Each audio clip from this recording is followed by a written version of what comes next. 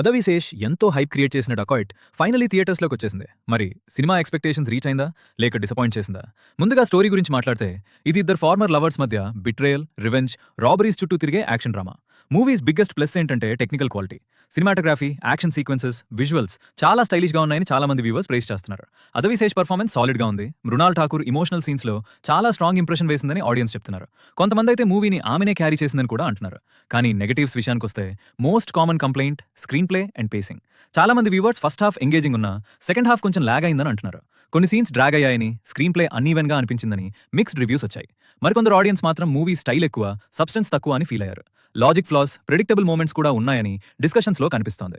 Overall గా చెప్పాలంటే dacoit ఒక పర్ఫెక్ట్ బ్లాక్ బస్టర్ ఎక్స్పీరియన్స్ కాకపోయినా స్టైలిష్ యాక్షన్ డ్రామా లవర్స్ కి డీసెంట్ వాచ్. ఇన్ కేస్ మీరు intense love revenge story, stylish making, strong visuals ఇష్టపడితే definitely try చేయొచ్చు.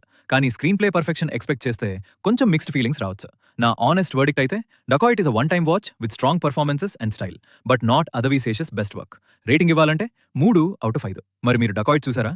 చూసుంటే మీ రేటింగ్ ఎంత ఇస్తారు?